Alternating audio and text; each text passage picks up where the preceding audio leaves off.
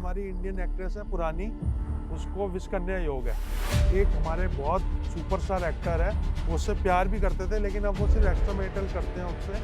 वो उससे एक्चुअल प्यार नहीं, मैरिज नहीं कर पाए, रिसेटलमेंट नहीं करते थे, क्योंकि वो एस्ट्रोलॉजी में इतना बिलीव करते हैं कि उनको पता है इसमें विश कन्या योग है, तो मैं इससे शादी नहीं करूँगा। विश्वामित्र जी जब रामायण लिख रहे थे तो उन्होंने लिखा, जब भगवान श्री राम पैदा हुए तो चंद्रमा उसमें पुनर्वसु नक्षत्र में था। राहुल भाई, हमारे वेदों के हिसाब से कितने नक्षत्र हैं और पारस भाई साइंस के हिसाब से कितने नक्षत्र हैं? और उसमें देखो दूसरा जो पॉइंट है, एस्ट्रोलॉजी गाइडेंस, सन है, हमारे को पता है कि सन एक स्टार है। आप इसको ग्रह कह लीजिए, आप स्टार कह लीजिए, पर ये मॉडर्न एस्ट्रोनॉमी है साहब। इस मॉडर्न एस्ट्रोनॉमी में आप नया क्या बता रहे हैं? ये तो राजीव भाई को पहले से पता है, ये हमारे ऋषि मुनियों ने पहले बता रखा है। एस्ट्रोनॉमी क्या वो भी इस तरीके की कोई प्रिडिक्शन करती है? चांद तो पैदा हो गया, उसकी आप कुंडली कैसे पढ़ोगे? अभी जैसे हम बात करते हैं ज्योतिष की, जो हम कुंडली बना रहे हैं, मतलब हम स्काई चार्ट बना रहे हैं कि बच्चा जब पैदा हुआ है तो सूरज कहाँ है, चांद कहाँ है, कौन से तारीख की क्या पोजीशन है। बात में एक अलग, हाँ, बट मैं उसी पे आ रहा हूँ।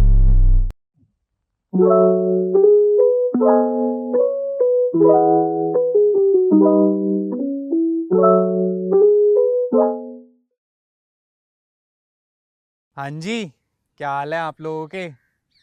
तो हमने बचपन से चांद सितारों की बातें बचपन से ही सुनते आ रहे हैं, किताबों में भी पढ़ते हुए आ रहे हैं। जैसे जैसे बड़े हुए तो कवि सम्मेलनों में या कहें तो गानों के थ्रू हम इन चीज़ों को जीते हुए आ रहे हैं, लेकिन आज तक हमने इन चीज़ों के पीछे की जो साइंस है उसको नहीं समझा है कि कैसे हमारे जो नक्षत्र हैं, क्या हमारे जैसे कि आप लोगों ने सुना होगा तारे सितारे, या कहते हैं ना सितारे गर्दिश में हैं, तो इन सब चीज़ों के बारे में हम पहली बार इन चीज़ों को लेकर आ रहे हैं आप लोगों के सामने कि कैसे इन चीज़ों में भी साइंस छिपा हुआ है। और साइंस और एस्ट्रोलॉजी को एक साथ आज हम अपने प्लेटफॉर्म पे लेकर आए हैं। आज हमारे साथ है राजन भाई, who is one of the most renowned astrologers, and हमारे साथ है पारस भाई, who's a astronomy tutor from Tanmay's amazing space, Amazing Space. Absolutely. So आज हम अपने इस पॉडकास्ट में बात करेंगे बेसिकली। तन्मय भाई, सबसे पहले तो मैं आपसे पूछना चाहूँगा कि ये जो एस्ट्रोनॉमी है ये होती क्या है और कैसे हम इस चीज़ को कहें कि हमारी जो डेली लाइफ है या हमारी जो चीज़ें हैं उन चीज़ों में कैसे हम इसको अपने डेली लाइफ से कनेक्ट करेंगे। पहले तो बहुत बहुत शुक्रिया आप लोगों की, आपने इनवाइट किया। और तन्मय मेरे गुरु है, तन्मय व्यास जी, और मैं उनका स्टूडेंट हूँ, पारस शर्मा। और हमारा जो क्लब है तन्मय अमेजिंग स्पेस, इसमें हम लोग बेसिकली आउटरीच करते हैं। एस्ट्रोनॉमी को घर घर तक पहुंचाने का हमारा काम है कि हमारी जो शुरुआत होती है सुबह की, वो कब होती है? जब सूरज उदय होता है। हाँ। और सूरज क्या है? एक तारा है, एक स्टार है, एक सेलेस्टियल बॉडी है। तो जहां से शुरुआत हो रही है हम वहीं से बात करते हैं, और रात को फिर हमारे जो आपने कहा कि गर्दिश में है तारे सितारे, तो हम बस उन तारे सितारों का सफर कराते हैं। जो शो का नाम भी है मेरे कॉस्मिक अल्फाज विद पारस शर्मा। तो हम लोग स्टोरी टेलिंग के अंदर मिशंस के बारे में, सेलेस्टियल बॉडीज के बारे में, ये तमाम बातें बहुत ही लेमन टर्म्स के अंदर लोगों तक पहुंचाते हैं। तो ये हमारा काम है, और इसरो ने हमारे को सर्टिफाइड भी किया हुआ है इसके लिए कि आप लोग करिए, घर घर तक पहुंचाइए। तो बस यही है हमारी एस्ट्रोनॉमी, जो कि आपकी लाइफ भी है। राजन भाई, ये तो रही एस्ट्रोनॉमी की बात। आप हैं एस्ट्रोलॉजर, आपका क्या कहना है नक्षत्रों के बारे में? क्या है एस्ट्रोलॉजी और क्या है नक्षत्र? आपके गुरु कौन है? तन्मय व्यास सर। मेरे सिर्फ व्यास है। क्या बात है। अच्छा, पराशर होरा शास्त्र is the Bible of astrology. ठीक है। पराशर जी के बेटे कौन थे? व्यास। ओके। इनके तन्मय व्यास, मेरे सिर्फ व्यास। और पराशर होरा शास्त्र इज इंक्लाइंड विद, क्या है पराशर होरा शास्त्र? ग्रह नक्षत्रों के बारे में है। ये ग्रह नक्षत्रों के बारे में अभी स्टडी कर रहे हैं। अथर्ववेद में ग्रह नक्षत्रों के बारे में, सूर्य सिद्धांत में ग्रह नक्षत्रों के बारे में, तैत्तिरीय ब्राह्मण में ग्रह नक्षत्रों के बारे में 10,000 साल पहले लिखा हुआ है। ओके। और ये अभी रिसर्च करके बैठे हैं, इसरो कह लो, नासा कह लो। हाँ, तो हम बेसिकली पारस भाई, मैं आपसे जानना चाहूँगा, फिर हम राजन भाई से भी पूछेंगे कि जैसे कि अभी ग्रहों की बात चल रही है या नक्षत्रों की बात चल रही है, तो इसी चीज़ से मुझे एक चीज़ याद आई कि हमारी जो स्पेस साइंस है वो कैसे अभी, अगर मैं बहुत बेसिक लैंग्वेज में आपसे पूछना चाहूँ कि ये जो प्लूटो है, ये एक अभी कुछ साल पहले तक जब हम स्कूल में थे तब हमने इसको पढ़ा था कि ये एक प्लेनेट है, बिल्कुल। ठीक है। हाँ। लेकिन अभी रिसेंटली अब ये चीज़ आ रही है, आजकल के जो बच्चे पढ़ रहे हैं कि ये एक प्लेनेट है ही नहीं, टोटल हमारे पास 8 ही प्लेनेट्स हैं। तो इन सब चीज़ों का क्या मतलब, कैसे ये चीज़ें क्या कैसे काम करती है, या कैसे हम किसी भी प्लेनेट को अंदर लेते हैं या बाहर करते हैं? बिल्कुल, प्लूटो बड़ा नाराज भी है इस बात से कि यार आप लोगों ने पहले मेरे को प्लैनेट बोल दिया हाँ, हाँ। और अब बोलते हो मैं प्लैनेट ही नहीं हूँ, तो ये क्या मजाक चल रहा है क्या? बिल्कुल सही बात है, लेकिन नाराज नहीं करते प्लूटो को हम लोग प्लैनेट बोलेंगे, लेकिन ड्वार्फ प्लैनेट बोलेंगे। पहले इसकी डिस्कवरी हुई, बहुत अच्छा चल रहा था सब कुछ कि हमारे पास में 9 ग्रह है, 9 प्लैनेट्स है, लेकिन बाद में क्या हुआ, इस तरह की बॉडीज हमारे को मिलने लगी।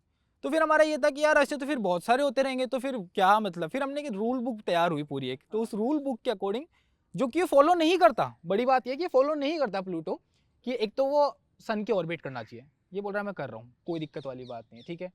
कंप्लीट स्फेयर होना चाहिए, वहाँ इसके अंदर प्रॉब्लम है। फिर ऑर्बिट करते वक्त अपनी पूरी ऑर्बिट को क्लियर करे, ये मतलब कि वहाँ पे कोई भी स्पेस रॉक्स वगैरह हो ना तो उसको क्लियर करे अपने ग्रेविटेशनल अट्रैक्शन से सबके साथ में, वो ये नहीं कर रहे जनाब।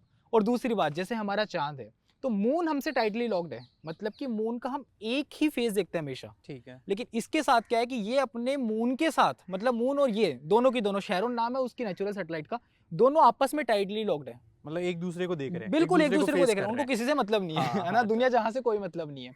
फिर उसके बाद में इसके अंदर एक ये भी है कि जब ये है ना ऑर्बिट करते वक्त है ना, कई बार 20 साल के लिए लगभग सोचो, अच्छा। 20 साल के लिए ये नेपच्यून से पहले आ जाता है, ओके। तो जब नेपच्यून हमारा फारदेस्ट हो जाता है फिर इसके बाद में, तो ये तमाम चीजें हैं, तो ये फॉलो नहीं करता। तो प्लूटो की तरह ही हमारे पास में सेरेस है, हायुमे है, माके है, एरिस है, इस तरह से हमारे पास में 5 जो है ये ड्वार्फ प्लैनेट है, बाकी 8 जो है क्लासिकल प्लैनेट्स है हमारे पास में। बेसिकली आप कह रहे हैं 8 और 5 टोटल 13 प्लैनेट्स हैं। 13 प्लैनेट्स है हमारे राजन पास भाई, इस चीज़ में मुझे एक चीज़ आपसे पूछनी है कि हमारे तो ग्रह 9 ही हैं जो हमने आज तक सुना है, और इनके तो ग्रह मतलब इनके जो प्लैनेट्स हैं वो तो टेक्निकली चेंज होते रहते हैं, तो इसका हमारी एस्ट्रोलॉजी पे भी कोई इम्पैक्ट है? बिल्कुल है। अच्छा। हम ये वर्ड यूज कर रहे हैं प्लेनेट, हाँ। हम वर्ड यूज कर रहे हैं ग्रह। Graha is described as the body जो हम पे इफेक्ट करती है। ठीक है। सूर्य प्लेनेट है? नहीं है, सूर्य को प्लेनेट की कैटेगरी से दूर रखा हुआ हाँ, है, वो स्टार इन्होंने बताया हो कि वो स्टार है। लेकिन वो ग्रह तो है। हाँ बिल्कुल। सूर्य को ग्रह बोलते हैं, हाँ चंद्रमा ग्रह है, सैटेलाइट है, हाँ, सैटेलाइट है। चंद्रमा को ग्रह बोलते हैं। ठीक है। राहु केतु ग्रह है, नहीं, इनके हमारे नोट्स उसमें हैं, नोट्स, हाँ। नॉर्थ नोट साउथ नोट, हाँ। उनको भी ग्रह बोला हुआ है। ठीक है। तो ग्रह वर्ड को प्लेनेट वर्ड से रिप्लेस करना ही बेवकूफ़ी है। सो आप टेक्निकली कह रहे हैं कि जो प्लैनेट्स आज तक मतलब हम पढ़ रहे हैं कि जो प्लैनेट, सेलेस्टियल बॉडी ठीक है, एक ह्यूमन पे इफेक्ट करती है, हाँ, वो ग्रह है, वो सैटर्न तक है। ओके। सिंपल। तो राजन जी, इस हिसाब से जो ये कह रहे हैं कि नेपट्यून और प्लूटो, यूरेनस प्लैनेट है ही नहीं, इस हिसाब से तो राजन भाई हमारे ऋषि मुनियों ने तो ये 25,000 साल पहले बता दिया था ये प्लैनेट है ही नहीं। तो इसमें इसरो या नासा नया क्या बता रहा है? ये देख नहीं, हम ये तो बता रहे हैं ना कि ग्रह है। नहीं, आप इसमें planet नया है। क्या बता रहे हो? ये तो हमारे ऋषि मुनियों ने पहले बता रखा है। नहीं, नेपट्यून को और यूरेनस को नहीं बता रखा। देखो हमारी हाँ, जो उनको दिखा नहीं होगा ना उसमें। हमारी जो एंशिएंट साइंस है, इंडियन एंशिएंट साइंस है, वो काफी रिच है, अग्रीड, 100% अग्रीड। लेकिन जहाँ पे बात है कि इन्होंने कहा ग्रह है, तो ग्रह की कोई डेफिनेशन तो होगी। जैसे सन है, हमारे को पता है कि सन एक स्टार है, एक तारा है जहाँ से हमारे को ऊर्जा मिल रही है, एनर्जी मिल रही है। उसकी कोर में 15 मिलियन डिग्री सेल्सियस का टेम्परेचर है, जहाँ से हाइड्रोजन हीलियम में कन्वर्ट हो रही है। पारस जी, मेरे को एक बात बताइए, आप इसको ग्रह कह लीजिए, आप स्टार कह लीजिए, हाँ। पर ये मॉडर्न एस्ट्रोनॉमी है सारी।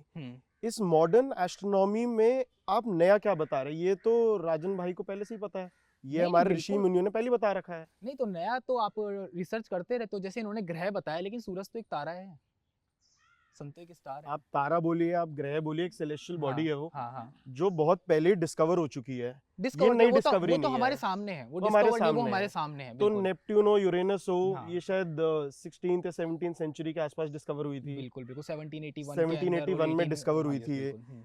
और ये चीज कभी हमारे ऋषि मुनियों ने इसको प्लैनेट बोला ही नहीं। उन्होंने जुपिटर तक प्लैनेट Saturn बताया, तक उन्होंने सैटर्न बता रखा तक, है, शनि ग्रह तक उनने हाँ। इसको प्लैनेट बताया। हाँ। तो बाद में मॉडर्न साइंस इसको अब नकार रही है कि नहीं, प्लूटो को अब नकार दिया, प्लैनेट नहीं है। नहीं नहीं, ड्वार्फ प्लैनेट है, क्यों नहीं है एक प्लैनेट? तो ड्वार्फ प्लैनेट है ना। वही तो बात है। सेलेस्टियल बॉडी है, हाँ प्लैनेट सेलेस्टियल ऐसा मतलब नहीं है कि सेलेस्टियल बॉडी तो हर तरह की, जैसे सन भी एक सेलेस्टियल बॉडी है, स्टार्स जो हम जो नक्षत्र की बात कर रहे हैं वो भी सेलेस्टियल बॉडी है, लेकिन उनकी एक डेफिनेशन होती है कि इस डेफिनेशन में ये है, एक कैटेगरी डिफाइन होती है। टाइगर है, एक पेपर टाइगर है।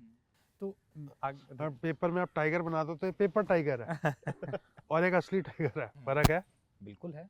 तो ये वही फर्क है। तो राजन भाई इस चीज़ में मैं आपसे पूछना चाहूँगा, थोड़ा सा आप हमें बताइए कि एग्जैक्टली क्या नक्षत्र और क्या जो ये बता रहे हैं अपना, इसमें हमारी जो साइंस है, जो हमारी कहें कि हमारे ऋषि मुनियों ने जो हमारे वेद लिखे हुए हैं उनमें इस चीज़ के बारे में क्या मतलब, कैसे? अथर्ववेद में वर्ड लिखा है तारा, तारा जी। और अथर्ववेद में वर्ड लिखा है नक्षत्र। हम्म। जहाँ से मून निकलता है ठीक है। वो एक रिंग रोड है, एक्लिप्टिक बोलते हैं ना उसको। उसके इस साइड भी कोई नक्षत्र या तारा है, उसके इस साइड भी है। ठीक है। उस रोड के जो इस साइड और इस साइड गांव पड़ते हैं उनको नक्षत्र बोला जाता है, ठीक है। और जो उस रोड के इस साइड और इस साइड नहीं पड़ते उनको तारा बोला जाता है। तो जहाँ से मून का ट्रांजिट है वो नक्षत्र है, और जहाँ से मून का ट्रांजिट नहीं है वो सिर्फ सेलेस्टियल बॉडीज है जिनको तारा बोला जाता है। राजन भाई, पारस भाई, आप दोनों से एक क्वेश्चन है। राजन भाई, हमारे वेदों के हिसाब से कितने नक्षत्र हैं, और पारस भाई साइंस के हिसाब से कितने नक्षत्र हैं? वेदों के हिसाब से नक्षत्र, आप मेरी बात को समझो पहले, नक्षत्र और तारा दो अलग अलग एंटिटीज हैं। नक्षत्र वो है जहाँ से मून जाता है, ओके। और तारा वो है जहाँ से मून नहीं जाता, लेकिन वो भी सेलेस्टियल बॉडीज है। इनके लिए एक ही आइडेंटिटी है, वो उसको कहते हैं कॉन्स्टेलेशन। हमारे लिए नक्षत्र अलग है, तारा अलग है। अथर्ववेद के 19वें अध्याय के 8वें मंत्र में ये चीज लिखी हुई है कि तारा क्या है और नक्षत्र क्या है। तो एक रिंग रोड को एक्लिप्टिव समझ के उसमें से एक बस चल रही है, वो मून है, और उसके इस तरफ और इस तरफ जो भी गांव आ रहे हैं वो सब नक्षत्र है। गांव अपनी स्टेट नहीं बदल सकते, मून नहीं चलेगा ना, ऐसे मून ही घूमेगा ना। तो नक्षत्र आर स्टेबल पॉइंट्स। पारस भाई, इसमें मॉडर्न साइंस क्या कहती है? देखो इसमें पहले हम समझते हैं कि हम जब स्टार्स को देख रहे हैं तो भूगोल और खगोल दो शब्द जो हमने बचपन में सुने हैं, है ना। तो ज्योग्राफी और हमारी एस्ट्रोनॉमी जो है, तो भूगोल का मतलब हमारी धरती जो गोल है। अब इसमें हमारे को क्या करना है, हमारे को स्काई को देखना है, तो हमारे स्काई हमारे को पूरा गोल नजर आएगा, ठीक है। अब वहाँ पे हमारे को खगोल हो गया, ख का मतलब हो गया आकाश, ठीक है। गोल हमने उसको मान लिया, और हमारे पास में वहाँ पे तारे हैं, स्टार्स है, बहुत सारे स्टार्स हैं, ठीक है। बहुत सारे स्टार्स हैं हमारे पास, जैसे हमारी गैलेक्सी के अंदर ही 100 से 400 बिलियन स्टार्स है, ठीक है। लेकिन हमारे को जो विजिबल स्टार्स है उनका नंबर मैं आपसे पूछूंगा कितने विजिबल स्टार होंगे लगभग, कि अगर मान लो आप लोग लेह लद्दाख में हो, मतलब लाइट पोल्यूशन 0, क्लाउड्स 0, तो आपको कितने स्टार्स दिख जाएंगे, मतलब आप काउंट कर रहे हो, कोई भी नंबर बोल सकते हो आप। 1000 2000? आप बहुत कम एक्सपेक्टेशंस रख रहे हो, आप स्टार्स देख रहे हो बहुत सारे, तो कितने लाखों की स्टार्स? तादाद में होंगे। लाखों करोड़ों ये लगता है ना। मेन अपने को एक ध्रुव तारा दिखता है, नॉर्थ स्टार जिसको हम बोलते हैं। That's the only one which is visible most of the देखो टाइम यही टू द नेकेड आई। यही मिथ मैं आपका तोड़ता हूँ पहले, कि पहले तो मैं आपको बताता हूँ नंबर ऑफ स्टार्स जो आपको दिखेंगे ना वो मैक्सिमम 3000 दिखेंगे। 3000 इसलिए दिखेंगे क्योंकि हमारी आंखें इतना ही देख सकती है, और जो आप ध्रुव तारे की बात कर रहे हो ना, वो तो आप जनरली आइडेंटिफाई नहीं कर पाओगे क्योंकि वो ब्राइटेस्ट स्टार नहीं है। अब हम पहले इस बात पे आते हैं, जो हमारी नक्षत्र। पारस भाई, इस चीज में मैं आपको यहाँ पे कट करूंगा। बचपन से तो हमें यही पढ़ाया गया है कि जो हमारा ध्रुव तारा है वो सबसे ज्यादा चमकदार नहीं है, वो उसको तो ढूंढना पड़ता है। तो उसको फिर तो तो ढूंढना मॉडर्न पड़ता है। साइंस की कमी है। नहीं, मॉडर्न साइंस की कैसे कमी है? आज तक बचपन से यही पढ़ाया गया है कि ध्रुव नहीं, तारा ब्राइटेस्ट है। नहीं नहीं नहीं नहीं, देखो उसकी भी पूरी मैं साइंस बताऊंगा आपको कि ये जो आप पढ़ते हो ना, ये हमारे माइंड में बैठा हुआ है कि ध्रुव तारा हमारा ब्राइटेस्ट है, पर ऐसा नहीं है। वो बहुत कम दिखता है। सबसे ब्राइटेस्ट स्टार है सीरियस स्टार, जो कि एक कॉन्स्टलेशन के अंदर है, कैनिस मेजर में, वो है सबसे ब्राइटेस्ट। ये तो डिम्सा ही है। अब इसमें बात में आते हैं, हम जो हम नक्षत्र की बात कर रहे हैं, जैसे इन्होंने बताया कि मून जहाँ से गुजरता है, बिल्कुल आई अग्री, उनको हम बोलते हैं लुनार स्टेशंस, जहाँ से लुनार मेंशन बोलते हैं हम उनको, कि मून वहाँ से गुजर रहा है। हमारा जो चांद है, पहले तो हम अपनी धरती को समझ लेते हैं कि हमारी जो धरती है वो सूरज के चारों तरफ एक जो प्लेन बनता है ना, उससे 23.5 डिग्री टिल्ट है, ठीक है। लेकिन जो हमारा चांद घूम रहा है ना, वो भी 5 डिग्री टिल्ट है। तो अब जो 5 डिग्री टिल्ट है तो वो हमारे चारों तरफ घूमेगा। तो जब वो ऊपर की तरफ हमारे चारों तरफ ऑर्बिट कर रहा है, तो रास्ते में जितने भी स्टार्स नजर आ रहे हैं, स्टार्स की बात कर रहा हूं मैं, कॉन्स्टलेशंस की बात नहीं कर रहा, केवल स्टार्स की बात कर रहा हूं। अब वो ग्रुप में भी हो सकते हैं, सिंगल भी हो सकता है, डबल भी हो सकता है, 3-4 भी हो सकते हैं। तो उनको एस्ट्रोलॉजी में जो नक्षत्र बोल रहे हैं उनको लुनार स्टेशन बोलते हैं। लेकिन जो बात इन्होंने कॉन्स्टलेशन की कही, कॉन्स्टलेशंस होते हैं 88 मतलब कि स्काई में इतनी कंट्रीज है और ये जो लुनार स्टेशन है ये उनके पार्ट है छोटे छोटे, जिनका नंबर 27 और 28 के बीच में डिबेट चलती रहती है। जैसा कि इन्होंने बताया कि इस तरफ वाले, इस तरफ वाले, तो वो एक डिबेट चलती रहती है बहुत ज़्यादा, तो उसके ऊपर भी हम लोग अभी आएंगे। पारस भाई, what I want to ask you is, ये तो वही राजन भाई वाली बात है, it is a ring road, it doesn't have any effect as per modern science. But when we ask Rajan Bhai, constellations and nakshatra, they play a very major role in terms of astrology. How a person's life would be like, what is the astrological aspect out of it. And modern science, you may label it lunar stations, you may label it ring road, whatever is convenient. Rajan Bhai, on to you. आपका क्या कहना है नक्षत्र के बारे में, क्या role play करता है हमारी लाइफ में? सबसे बड़ा रोल ही नक्षत्र प्ले करता है। अच्छा, पूरा ब्रह्मांड 360 डिग्री का है, ठीक है। ठीक है, हर डिग्री में कोई ना कोई नक्षत्र है। ओके। द होल जितनी भी राशिस हैं, जिसको हम Aries, taurus, Gemini, Gemini, cancer, 30 degree की राशि हैं और ये पूरे ब्रह्मांड को कवर करती हैं। ठीक है। और हर राशि के अंदर नक्षत्र है। तो नक्षत्र कितनी माइन्यूट डेफिनेशन हो गई। और एक नक्षत्र के भी 4 पार्ट्स किए हुए हैं ऋषि ने, जिसको बोलते हैं चरण 1, चरण 2, चरण 3, चरण 4। तो नक्षत्र कितनी माइन्यूट डेफिनेशन हो गई। Astrology is not about rashis, astrology is about nakshatras. और वैदिक काल में नक्षत्रास का जो अहमियत थी, अगर आपने वॉर स्टार्ट करनी है तो नक्षत्र देख के करनी है, मुहूर्त देखना है तो नक्षत्र देख के करना है, कुछ भी करना है तो नक्षत्र देख के करना है।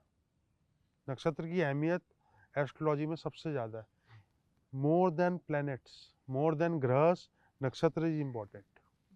राजन भाई, सच बताऊं तो आज तक हमने बहुत सारे लोगों को सुना है, बहुत सारे एस्ट्रोलॉजर्स से भी हमने, ग्रहों के बारे में तो हमने बहुत कुछ सुना है, लेकिन नक्षत्र की जो जानकारी है वो बहुत कम लोग इस चीज़ के बारे में देते हैं, बहुत कम लोग इस चीज़ के बारे में बताते हैं कि नक्षत्र एग्जैक्टली है क्या चीज़। पता होगा तो बताएंगे ना।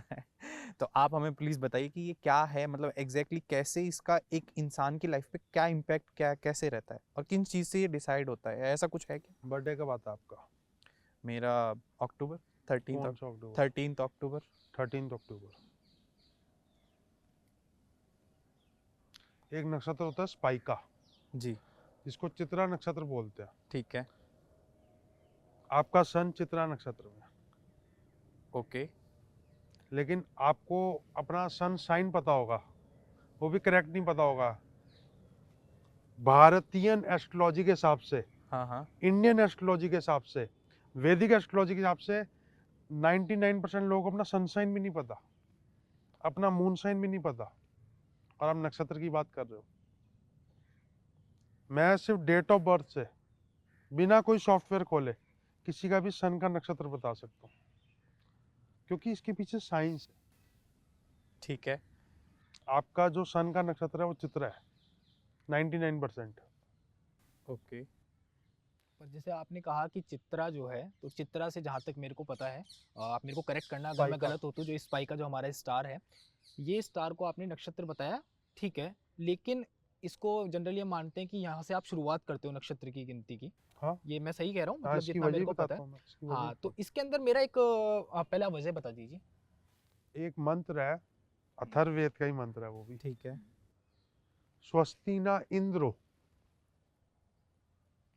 इंद्र, गणेश जी का नाम लिया जाता है किसी भी चीज की स्टार्टिंग में, हाँ, इंद्र का नाम क्यों लिया गया? वो मतलब ऐसा, जो जितनी हमारी जानकारी है वो उन्हें, मतलब देवताओं का राजा। अच्छा, चित्रा नक्षत्र ठीक है। is the half of zodiac, is the half of constellation, it's the longitude and equator का जो हाफ है वो चित्रा नक्षत्र है। एरीज से शुरू होता है, हाँ। पाइसिस पे खत्म होता है, ये पूरा वो है। हाँ। 20 से काट दो, चित्रा नक्षत्र आएगा। 180 डिग्री पे कर दो, चित्रा नक्षत्र आएगा। पर इस हिसाब से तो मतलब मेरा जो काउंटर ये रहेगा आपको कि पहली बात तो एरिस से जो हम जीरो शुरुआत करते हैं, जीरो पॉइंट जो हमारा एरिस है वो तो अब नहीं है, क्योंकि हाँ। अभी हम बात करेंगे अगर एरिस की, और जो आपने चित्रा की बात करी तो मैं इस पे भी आऊँगा कि एरिस जो है, जिसको हम बात करते हैं कि 21 ऑफ मार्च, जिस दिन हमारे इक्विनॉक्स होगा 21 ऑफ मार्च, वहाँ पे हमारा जो सन है वो एरिस जोडिएक के अंदर एंटर कर जाना चाहिए। एरीज जोडिएक में एंटर करेगा वो 14th Of ऑफ April। अप्रैल को। और जो ऑब्जर्वेशन के हिसाब से 18th ऑफ अप्रैल है। ऑब्जर्वेशन के हिसाब से 18th ऑफ अप्रैल है। 18th ऑफ अप्रैल है ना। तो वहाँ से आपने 0 पॉइंट की स्टार्ट किया, लेकिन 0 पॉइंट तो वहाँ है ही नहीं अब। 0 पॉइंट तो चेंज हो चुका, क्योंकि हमारे अर्थ के अंदर किस तरह के मोशंस होते हैं इस पे भी आते हैं। और चित्रा की बात जो आपने कही, तो चित्रा को लेकर के मेरा एक ये है कि अगर हमने शुरुआत ही की तो हमें ये तो पता ही है कि हमारा जो सजिटेरियस कॉन्स्टलेशन है, जो हमारी धनु राशि है, वो हमारी गैलेक्सी का सेंटर है जहाँ पर। तो वहाँ पर जो हमारे पूर्व आषाढ़ और उत्तर आषाढ़ जो हमारे पास में नक्षत्र है, तो उनको क्यों नहीं लिया 0, जबकि वो तो हमारे सेंटर है। और क्योंकि ये वाला तो चेंज हो जाएगा, क्योंकि एरिस अब 0 है ही नहीं, तो यहाँ तो अगर आप हाफ कटोगे तो ये तो अलग हो गया फिर। कब लिखे गए थे नक्षत्र? नहीं, नक्षत्र तो बहुत पुराने लिखे गए हैं। अथर्ववेद कब हाँ, लिखा तो पर गया वो था? चेंज होना चाहिए ना फिर टाइम के लगभग हिसाब से। 25,000 साल पहले। नहीं देखो, वो आपको नॉलेज है, वो उसके बारे में आप बेहतर जानते हैं मुझसे। मॉडर्न साइंस में नक्षत्र कब डिफाइन करे गए? मॉडर्न साइंस में तो ये है कि जो हमारे लुनार स्टेशंस है, नक्षत्र वर्ड जो हमारे इंडियन माइथोलॉजी के हिसाब से, इंडियन साइंस के हिसाब से, पर जो हमारे लुनार स्टेशंस है वो हमारे डिफाइन है कि जैसे जैसे साइंस इवॉल्व हुई है कि हाँ यहाँ से मून गुजर रहा है, तो इसको हमने स्टेशन बोल दिया है कि My lunar question is station. slightly different. I want to know when were these lunar stations defined? बिल्कुल। जैसे अथर्ववेद में तो 25,000 साल पहले हमें पता लग गया हम्म, कि ये राशियां हैं। हाँ। As per modern science, when was it defined that these are the lunar stations? जैसे ही साइंस इवॉल्व होना शुरू हुई तो हमें पता था कि मून के पास ये वाला स्टार है, तो हमने उसको लुनार स्टेशन बोला है, नक्षत्र बोला ही नहीं। नक्षत्र की डेफिनेशन ही इस नहीं है ना हिसाब से इसमें। साइंस तो 25,000 साल पहले इवॉल्व हो गया बिल्कुल, जब अथर्ववेद लिखा गया। मॉडर्न साइंस के हिसाब से when was it defined? देखो, बात डेफिनेशन की वो जो आप कर रहे हो वो मैं आपको बता रहा हूँ, क्योंकि वो हमारी मॉडर्न साइंस तो है ही, मॉडर्न है ऑब्वियसली। इंडियन एंशिएंट साइंस बिल्कुल रिच है, मैं आपको बार बार बोल रहा हूँ ना। लेकिन मेरा काउंटर क्वेश्चन ये है कि जब एरिस 0 पॉइंट है तो वो तो उस टाइम पे था, आज वो चेंज हो चुका, तो ये इवॉल्व होना चाहिए ना। नक्षत्रों का मतलब ही होता है नक्षत्रा, जो चेंज नहीं हो सकता। स्टेशन नहीं चेंज हो सकता। आज हमारा इंदिरा गांधी एयरपोर्ट है, वो कल को नोएडा एयरपोर्ट हो जाएगा। लेकिन अगर किसी ने दिल्ली लैंड करना है, चाहे वो इंदिरा गांधी एयरपोर्ट उतरे या वो नोएडा एयरपोर्ट उतरे, दिल्ली नहीं चेंज हो सकती। हाँ बिल्कुल। तो थोड़ी बहुत वेरिएशन जो ये कह रहे हैं वो आ सकती है, देखो लेकिन वो बहुत माइन्यूट वेरिएशन है। देखो, मेरा जो वेरिएशन वाली बात है तो मैं उस पर जरूर लेकर आना चाहूंगा। जैसे कि हमने बात करी थी ध्रुव तारा सबसे चमकीला नहीं है, बिल्कुल। वो आपको लेकर के अभी भी ऐसा है कि ऐसा तो मैंने क्यों पढ़ा है ना। तो उसी को लेकर के आऊंगा कि ध्रुव तारा, इन्होंने कहा कि मेजर चेंज की बात कर रहा हूं मैं, तो मेजर चेंज की बात है कि ध्रुव तारा, ये तो आपने सुना कि ब्राइटेस्ट नहीं है, मैं एक और आपको बताता हूँ कि ध्रुव तारा हमेशा से नॉर्थ पोल स्टार भी नहीं है, वो भी चेंज होता है। अब उसमें ऐसा है कि हमारी जो अर्थ, मैंने बताया था कि टिल्ट है 23.5 डिग्री 23.5। अब जो हमारी अर्थ है वो रोटेशन कर रही है, जिसके कारण दिन रात होते हैं, आप अग्री करोगे इस बात पे।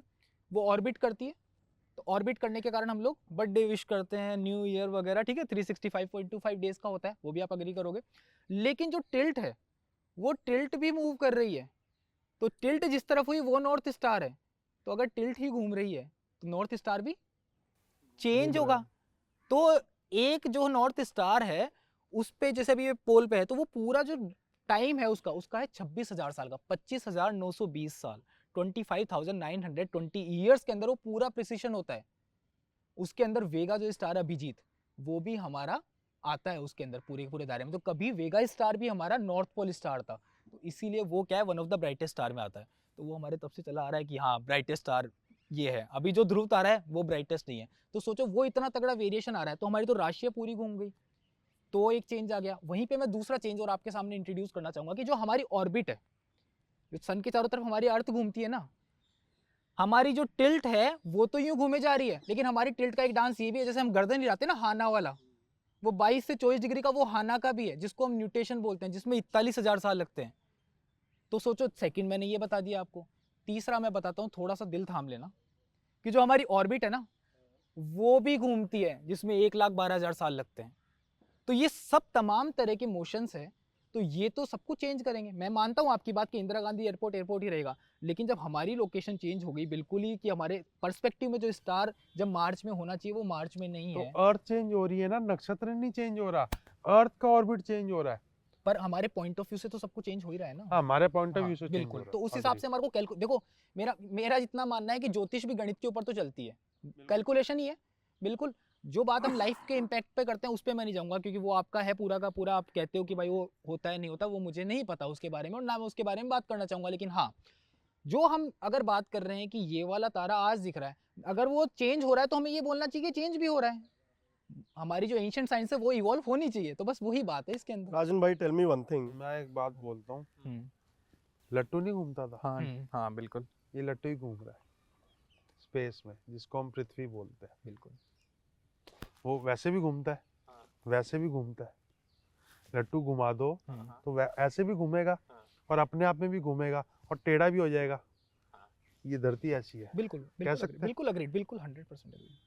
तो राजन भाई ये तो हम भी जानते हैं, आप जो पंचांग पढ़ेंगे या जो नक्षत्र पढ़ेंगे, दैट इज प्योर कैलकुलेशन। उस कैलकुलेशन में जो पारस भाई आप कह रहे हो कि वो 1 लाख साल में या 41,000 साल में घूमता है, वो चीज तो राजन भाई भी कह ही रहे हैं ना कि वो तो कैलकुलेशन पे बेस्ड है तो सब पर कुछ। उसके हिसाब से फिर चेंज भी तो होना चाहिए ना। तो उसके हिसाब से ग्रह देखे जाते हैं, उसके हिसाब से पंचांग देखते हैं। एरिस तो आज भी 0 पॉइंट है। तो तो राजन भाई नक्षत्र तो बदल ही नहीं रहे ना। समझे नहीं आप, आपके पर्सपेक्टिव से तो सब कुछ जहाँ पे जो चीज जब होनी चाहिए वो तो है ही नहीं ना। जैसे अभी इन्होंने कहा था स्पाई का, उसी तरह से एक और तारा है स्वाति। तो स्वाति जो है वो तो चांद से बहुत दूर है, वो तो कहीं पे उसके पास ही नहीं आता, फिर भी उसको नक्षत्र मानते हैं। सेम राजन भाई वेगा। What is your take on this? हाँ, देखो, जो पराशर होरा शास्त्र में नक्षत्र की डेफिनेशन दी हुई है, हम उससे ना इधर जा सकते हैं ना इधर जा सकते हैं। और अगर ऋषि ने उसको नक्षत्र बोला है, स्वाति नक्षत्र को नक्षत्र बोला है, मैं मानता हूँ कि वो स्वाति नक्षत्र दूर है। स्वाति नक्षत्र साउथ पे आता है, 32 डिग्री साउथ हो जाता है वो। ठीक है। लेकिन जो अपने जो नदन हेमिस्फीयर का ब्राइटेस्ट स्टार है वो। हाँ जी हाँ जी हाँ जी, मतलब चांद स्वाति नक्षत्र से साउथ में होता है। चांद होता है। हाँ, तो ऋषि की स्टेटमेंट थी अप टू 33 डिग्रीज, और स्वाति नक्षत्र 33 डिग्रीज में आता है। तो सर मैं इस पे एक छोटी सी चीज आपको बोलना चाहूंगा कि आपने ये चीज कही, हम नक्षत्र की बात कर रहे हैं। एक तारा आप मान लीजिए 10 किलोमीटर दूर है, हाँ। और एक तारा है 50,000 किलोमीटर दूर। आपको दोनों तारे आपको एक साथ दिख रहे हैं, तो हमने उसको नक्षत्र बोला। तो एक तारा तो 10 किलोमीटर दूर ही है, और एक मतलब अगर हम यूनिवर्सल स्केल पे बात करेंगे तो लाइट ईयर्स में बात करेंगे। जस्ट मैं केवल एक लेमन टर्म्स में बताने की बात कर रहा हूँ। हमें दिखने में वो साथ लग रहे हैं, पर वो है तो बहुत दूर। तो फिर उसका इम्पैक्ट किस तरह से है? इम्पैक्ट है, हाँ, बस वही चीज है। हाँ, इम्पैक्ट है पूरा। बिल्कुल। जब रामायण हम खोलते हैं, हाँ। राम जी की डिस्क्रिप्शन बताई जाती है कि चंद्रमा पुनर्वसु नक्षत्र में था और लगन पुष्य नक्षत्र में था। तो नक्षत्रों की इम्पोर्टेंस, यहाँ मैं आपसे अग्री करूंगा कि जो हम जब भी कोई बात को करते हैं ना कि हमें पता लगाना है कि कोई चीज़ कितनी पुरानी है, तो हम एक तो आर्कियोलॉजिकल साइट्स में जाते हैं तो हम पता करते हैं कार्बन डेटिंग करके। एक सबसे अच्छा साधन, इन्होंने बहुत अच्छी बात कही, यहाँ मैं आपसे एग्री करूंगा कि हम लोग ये देखते हैं कि उस टाइम पे स्टार्स की पोजीशन क्या थी। तो अगर वो एक्यूरेट पोजीशन है तो आपको ज़रूरत नहीं किस चीज़ की, आप डायरेक्ट बता सकते हो कि इतने साल पुरानी बात है। लेकिन वो एक्यूरेट पोजीशन होनी चाहिए। वहाँ पे आप ये नहीं बोल सकते कि ये चीज़ तो हमारे ऐसे लिखी हुई थी 1000 साल पहले, तो हम वो बोलेंगे नहीं। जो चीज़ अभी है वो एग्जैक्ट होनी चाहिए। विश्वामित्र जी जब रामायण लिख रहे थे तो उन्होंने लिखा जब भगवान श्री राम पैदा हुए तो चंद्रमा उस समय पुनर्वसु नक्षत्र में था। ठीक है। और लगन, जो उदित लगन था, वो पुष्य नक्षत्र में था। पुनर्वसु के लिए मैं एक बार बता दूं कि ये जेमिनी कॉन्स्टलेशन है, जिसके कास्टर और पोलक्स 2 स्टार्स की बात है, तो उन्हें हम पुनर्वसु बोलते हैं। हाँ जी। और इसका मैं रेलिवेंस बताता हूँ एस्ट्रोलॉजिकली। पुनर्वसु, पुनर्वसना, रीसेटल होना। पुनर्वसु का मतलब ही रीसेटल होना है। ठीक है। वो पैदा हुए, वो आश्रम में पढ़ने गए, हाँ। फिर वो वापसी आए, हाँ। फिर वो तारका को मारने गए, फिर वो वापसी आए, फिर उन रावण वाला काम हुआ, फिर उनको क्राउनिंग हो रही थी, फिर उनकी क्राउनिंग छीन के उनको वनवास दे दिया गया। कितनी रीसेटलमेंट्स हुई उनकी लाइफ में। तो नक्षत्र के नाम में ही आपकी पूरी लाइफ है। मैं ऑन पॉडकास्ट बोलता हूँ, जो पुनर्वसु में बॉर्न हुआ है, यहाँ तो उसके घर बार बार चेंज हो रहे हैं, यहाँ उसकी जॉब बार बार चेंज हो रही है, और उसका रीमैरिज करने का भी हो सकता है। तो इस चीज़ पे राजन भाई, अब देखिए ये तो हमने बहुत ज़्यादा डीप उसमें बात करी है, थोड़ा इसको लाइट करते हैं। मैं एक सिंपल वर्ड में आपसे ये पूछना चाहूँगा, पहले आपसे शुरू करते हैं राजन भाई। आप बोल रहे हैं कि एस्ट्रोलॉजी का हमारी लाइफ पे या एक इंसान की लाइफ पे कितना इम्पैक्ट होता है? 100%। अच्छा, 100%। आज मैं यहाँ बैठ के पॉडकास्ट कर रहा हूँ और आप मेरा पॉडकास्ट ले रहे हो, ये भी एस्ट्रोलॉजिकली ही है। ठीक है। अब आपका सवाल होगा पारस भाई एस्ट्रोनॉमी का हमारी Exactly. लाइफ पे क्या मैं इम्पैक्ट बिल्कुल मैं होगा? वहीं आने वाला था, बिल्कुल आपने देखो एस्ट्रोनॉमी का इम्पैक्ट पता है क्या है, हम लोग जहाँ शूट कर रहे हैं वहाँ पे सन हमारे आसपास ही है, हाँ उससे हमारे को एनर्जी मिल रही है, तो हाँ। लाइफ तो हमारी सबकी चली रही है। तो एस्ट्रोनॉमी का भी इम्पैक्ट है, पर इंडिविजुअल जो इम्पैक्ट बताते हैं उसकी मुझे समझ नहीं है, मैं उसके बारे में मुझे नॉलेज नहीं है, पर हाँ इम्पैक्ट है। और यहीं पे अगर आप इस पे इम्पैक्ट की बात करो तो हम लोग दोबारा चांद पे आ जाते हैं। तो चांद जो हमसे 3,84,400 किलोमीटर दूर है, 3,84,400 एवरेज डिस्टेंस है हमारी, नहीं। और मून जो है अर्थ को ऑर्बिट करता है और अर्थ ऑर्बिट करती है सन को। बहुत नॉर्मल सी बात है, ये हमने सबने पढ़ा है कि मून अर्थ को ऑर्बिट कर रहा है आराम से, बिल्कुल सब कुछ इजी वे में चल रहा है, कहीं कोई दिक्कत नहीं आ रही। मून जो है हमेशा एक साइड दिखाता है, सन की जो लाइट है उसी का रिफ्लेक्शन है, मून के पास खुद की कोई लाइट नहीं है, इसके कारण हम उसकी फेजेस देखते हैं। यहाँ तक सब कुछ ठीक चल रहा है हमारे, कहीं कोई दिक्कत नहीं है। अगर मून इस तरफ है पूरी लाइट आ रही है तो हमें फुल मून दिखता है जिसको हम पूर्णिमा बोलते हैं, इस तरफ हो गया तो नो मून हो गया जिसको हम अमावस्या बोलते हैं। यहाँ तक हमारे को कहीं कोई दिक्कत नहीं है ना। नहीं। मून जब ऑर्बिट करता है, ठीक है, तो वो ऑर्बिट के अंदर, मैं केवल आपको इतनी सी बात बताना चाहता हूँ कि वो जो है मून हमारा, वो अर्थ के बर्थ के बाद में आया, फिर उसने ऑर्बिट करना शुरू किया। हमारे पास में एक थिया नाम का एक ऑब्जेक्ट आया था 4.5 बिलियन ईयर्स पहले, मार्स की साइज का वो ऑब्जेक्ट था, वो आके अर्थ से टकराता है, फिर उसके बाद में मून फॉर्म होता है। और मून जो है वो पहले करीब था और अब वो धीरे धीरे दूर जा रहा है, 3.8 सेंटीमीटर पर ईयर, इतना वो दूर जा रहा है। तो सोचो वो चीज दूर जा रही है, But there is more of gravitational force. देखो हाँ वो चीज है ना, तो जो वो हमारे से दूर जा रहा है, अब वो दूर जो जा रहा है वो तो है ही है, उसके साथ साथ में अगर वो ज्यादा दूर जाता गया तो एक टाइम ऐसा आएगा कि हमारे पूर्ण ग्रहण नहीं लगा करेगा सूरज का, क्योंकि वो सूरज को उतना ही कवर करेगा तो पूरा ग्रहण नहीं होगा। तो हमारी एस्ट्रोलॉजी में जो इम्पैक्ट होता है पूरे ग्रहण का, तो वो रुक गया, क्योंकि ये चीज चेंज हो गई।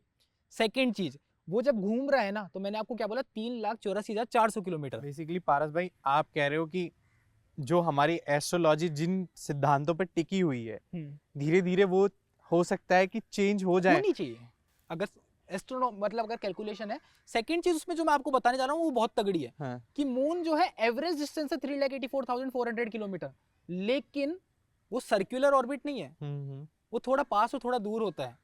तो उसके कारण 3,56,000 किलोमीटर से लेके 4,06,000 किलोमीटर तक, जिसको हम बोलते हैं सुपर मून, माइक्रो मून, क्या आज तो मून बड़ा दिख रहा है हमारे को, तो मून पास होता है उस दिन, और जब वो दूर होता है तो हमें लगता है कि वो माइक्रो मून है। तो वो अपोजी और पेरेजी पॉइंट बोलते हैं इनको। बादल भाई इसमें एक बात बताओ आप मेरे को, जैसे मॉडर्न साइंस भी डेली इवॉल्व हो रहा है, जैसे अभी ये बता रहे हैं मून दूर जाता जा रहा है, उस हिसाब से एस्ट्रोलॉजी भी तो इवॉल्व हो रही है। जो एस्ट्रोलॉजी वेदों में लिखी गई थी 25,000 साल पहले, वो भी तो इवॉल्व हो रही है। So it is not just only astronomy is evolving, astrology is also evolving. हाँ बिल्कुल, देखो साइंस में तो हम सिंपल ये सी नहीं बात बोल है। सकते कि आगे पूर्णिमा नहीं होगी, अमावस्या नहीं होगी, नहीं पूर्णिमा वो नहीं होगी, तो उसके हिसाब से जो आज के एस्ट्रोलॉजर्स हैं वो कोई नया साइंस या कोई नया कैलकुलेशन निकालेंगे। साइंस का बहुत अच्छा हिसाब पता है क्या है, साइंस खुद को भी चैलेंज करना पसंद है उसको, कि अगर आइंस्टीन सर ने कुछ कह दिया और वो गलत है तो वो गलत है। साइंस में ऐसा नहीं कि नहीं वो रिटर्न है तो वो सही है, ऐसा नहीं होता, वो चेंज एक्सेप्ट करती है। जो मून जो है हमारा, वो एवरेज डिस्टेंस में बता रहा हूँ आप लोगों को 3,84,400 किलोमीटर है, लेकिन वो ऐसा नहीं है कि सर्कुलर ऑर्बिट है, वो पास भी आता है और दूर भी जाता है, वो इस तरह की ऑर्बिट है पूरी की पूरी। तो उसमें क्या होता है, 3,56,000 किलोमीटर से लेकर के 4,06,000 किलोमीटर तक की उसकी डिस्टेंस होती है। तो जब वो करीब होता है तो हम उसको बोलते हैं सुपर मून, और जब वो दूर होता है तो उसको हम बोलते हैं माइक्रो मून। तो और वो धीरे धीरे दूर भी जा रहा है, तो ये दोनों चीजें हैं। तो उसको आप किस तरह से रखते हो इसके अंदर? शास्त्र में इसका वर्ड दिया हुआ है मंदोच और शिगरोच। शिगरोच का मतलब होता है जो पास में होता है अर्थ के प्लेनेट, ठीक है, उसका इफेक्ट ज़्यादा आता है। वो सिर्फ मून पे रिलेटेबल नहीं है, वो सन पे भी रिलेटेबल है। सन 21 जून को सबसे दूर होता है अर्थ से। नहीं, वो डेट्स अलग है, वो डेट्स है 4th of Jan और 4th of July। तो 4th of Jan को सन जो है सबसे करीब होता है और 4th of July को सबसे दूर होता मैं है। इन टर्म्स ऑफ वो कह रहा हूँ, वो इक्विनॉक्स और सोलस्टाइस पॉइंट की बात कर रहे हो आप, तो वो सोलस्टाइस होता है अपना, जून सोलस्टाइस होता है। हाँ। तो चलो 4 जैन पकड़ लेते हैं। 4 जैन को मून सन सबसे करीब होता है अर्थ के, तो उसका वो शिगरोच पॉइंट है, ठीक है, एज पर हिम। लेकिन as per my astrological calculation 21 दिसंबर से लेकर 14 जनवरी के बीच में वो आना चाहिए, वो पॉइंट आना चाहिए, थोड़ा ब्रॉड कैलकुलेशन है। ठीक है। ऐसे ही मून का जो है वो होता है कि जब स्वाति नक्षत्र में जब पूर्णिमा होती है तो वो फार पॉइंट होता है, और जब अश्विनी नक्षत्र में पूर्णिमा होती है वो सबसे क्लोज पॉइंट होता है। मंदोच और शिग्रोच बोला गया है। और कोई भी प्लेनेट हो, मंदोत और शिग्रोत का मतलब कहीं मंद गति और शीघ्र गति से थोड़ी ना वो जो उसका आप अपोजी और पेरेजी की भाई वो पेरेजी पास बोल रहे आएगा हो तो वो, स्पीड तेज हाँ होगी। ठीक वो है, वही चलो है। मैं इसमें वो कंफर्म करना हाँ चाहता था। मतलब हाँ। जितना पास है अर्थ के प्लेनेट हम्म। उतना ज्यादा इफेक्ट करेगा। ये जो अभी आपने वर्ड यूज किया अपोजी पैराजी, ये क्या? ये वो जो है ना जो पॉइंट है कि जब वो पास में होता है तो हाँ। उसको हम बोलते हैं पेरेजी, हाँ। और जब वो दूर में होता है तो अपोजी पॉइंट बोलते हैं उसको। तो ये पॉइंट्स के नेम है मैं टेक्निकल इसका एक नेम बड़ा से। ना कॉन्ट्राडिक्टरी आंसर देता हूँ। हाँ बताइए। जो शुक्र है, हम्म। शुक्र को माना जाता है प्लेनेट ऑफ लग्जरी, ठीक है। Planet of opposite gender. उसका जो मंदोच पॉइंट है वो उसकी उच्च राशि के पास है। जहाँ शुक्र सबसे अच्छा माना जाता है वो उसका मंदोच पॉइंट है, और जो उसका शिग्रोच पॉइंट है वो उसकी नीच राशि के आसपास है। जहाँ शुक्र बुरा माना जाता है वहाँ उसका शिग्रोच है। पेरिजी होता है ना शिग्रोच। हाँ, अपोजी और पेरेजी जो है, पेरेजी मतलब पहले हाँ जो जी। पॉइंट पास में है, और अपोजी मतलब जो दूर वाला पॉइंट है। तो जो शुक्र का पेरिजी है वो आता है सिंह राशि में, ठीक है। और कन्या राशि के पास है सिंह राशि। सिंह राशि शुक्र के लिए अच्छी नहीं मानी जाती, लेकिन शुक्र सिंह राशि में ज्यादा इफेक्ट करता है। नेगेटिव और पॉजिटिव वो छोड़ दो, वो ज्यादा रिजल्ट देता है एज कंपेयर टू मकर राशि जहाँ पे उसकी अपोजी है। राजन भाई सब छोड़ो, आप मेरे को एक बात बताओ। हाँ इतनी देर से हम चांद की बात कर रहे हैं, हाँ। अब चलो इनकी मैं 1 मिनट को मान लेता हूँ कि एस्ट्रोनॉमी एंड एस्ट्रोलॉजी डिफरेंट। राजन भाई मेरे को एक बात बताओ, कोई चांद पे पैदा हो गया, उसकी आप कुंडली कैसे पढ़ोगे? चांद में कभी तो पैदा होगा। बिल्कुल होगा। जब चांद में वो पैदा होगा, उसकी एम्बिकल कॉर्ड कटेगी बच्चे की, तो उस दिन मान लेते हैं अर्थ में न्यू मून है, अमावस्या है। ठीक है। तो चांद में क्या होगा? चांद में होगी पृथ्वी पूर्णिमा, अर्थ फुल। समझ आ रही है? जो मुझे समझ में आ रहा है वो आप ये कहना चाह रहे हैं कि फिर उनके लिए ये ग्रह हो गया ना, ग्रह हो पृथ्वी गया। पृथ्वी एक ग्रह हो गया। ठीक है। हम मार्स से एग्रेशन को देखते हैं, हाँ हाँ। हम सन से आत्मा को देखते हैं, ठीक है। मून से माइंड को देखते हैं, हम्म। तो हम पृथ्वी से सहन शक्ति को देखेंगे। पृथ्वी को सहन शक्ति का कारक माना गया है। ठीक है।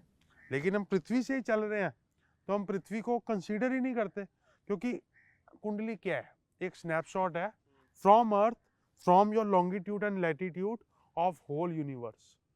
जब आप पैदा हुए, आपके एम्बिकल कॉर्ड कटी, तो वो स्नैपशॉट है कौन सा ग्रह कितने लॉन्गिट्यूड लैटिट्यूड डेक्लिनेशन में वहाँ से था, और उसके जो आपस में परम्यूटेशन कॉम्बिनेशन बनेंगे उससे आप प्रिडिक्शन कर सकते हो। उस प्रिडिक्शन में नक्षत्र आता है, ग्रह आते हैं, राशियां आती हैं, उपग्रह आते हैं, और कुछ सेंसिटिव पॉइंट्स अलग से आते हैं।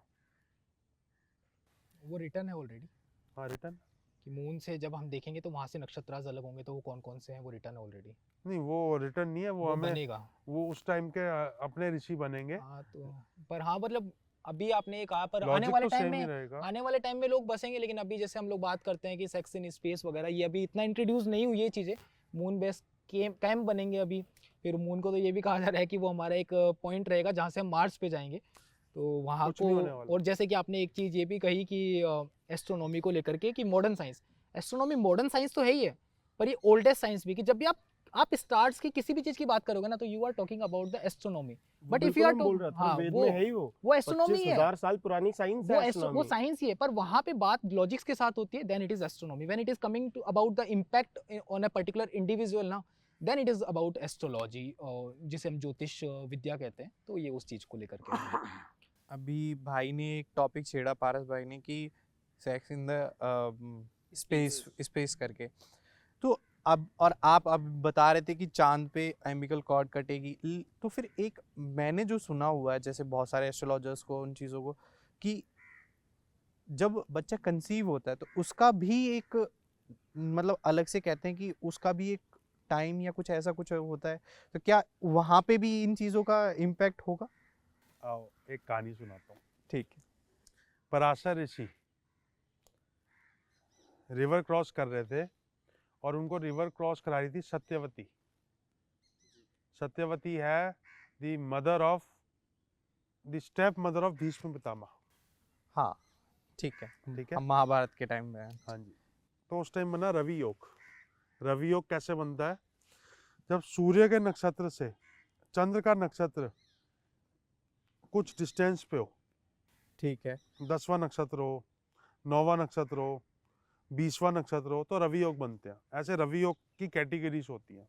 तो रवि योग बना तो पराशर जी कहते हैं अगर हम अभी कंसीव करते हैं, इस समय जो बच्चा पैदा होगा वो उस एक तो चिरंजीवी होगा और उसका नाम कई कई युगों तक, कई कई वर्षों तक रहेगा।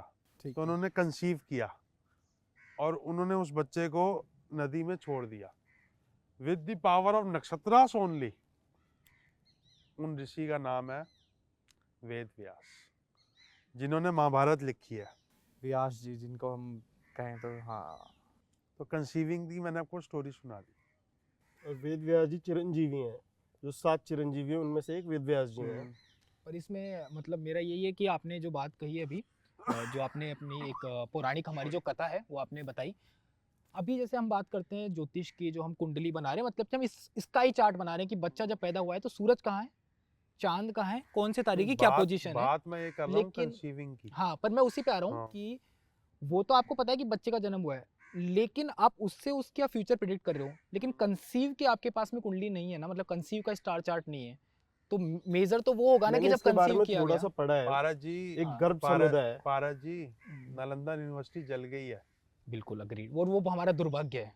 मैं खुद अगर- कहता हूँ ये हमारा अगर- दुर्भाग्य है। मैं आपको बताऊं, जितनी एस्ट्रोलॉजी है ना, हम्म, जेन्युइन एस्ट्रोलॉजी 5% है। बिल- ठीक है, कंसीविंग का टाइम बर्थ टाइम से आराम से निकाला जा सकता था।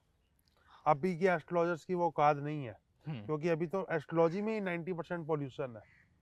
जो आप और हम बात कर रहे हैं वो तर्क वाली बात वो कर रहे तर्क हैं। वाली बात है, हाँ। इसीलिए मजा भी आ रहा है। वरना एस्ट्रोलॉजी को तो ये समझते हैं कि दिवाली में बिल्ली दिख गई तो बल्ले बल्ले हो गई, वो छिपकली दिख गई तो चलो, बल्ले बल्ले हो गई। हाँ चलो, बड़ी बात है कि आप इस चीज हाँ। को लेकर के आप क्लियर कर रहे हो कि इनसे कुछ हो नहीं रहा, कि बिल्ली दिख गई तो ठीक है। नहीं, कुछ नहीं हो रहा। कुछ नहीं हो रहा ना, चलो ये बहुत अच्छी बात है। हाँ, बिल्कुल। और ये मिथ भ्रष्ट भी होना चाहिए पूरा का पूरा। हाँ। ये बहुत जरूरी बात है हमारी गणित को लेकर के। हाँ मेजर बिल्कुल, गणित को लेके बात हो रही है और मैं आपसे बहुत ज्यादा चीजों में अग्री करता हूँ।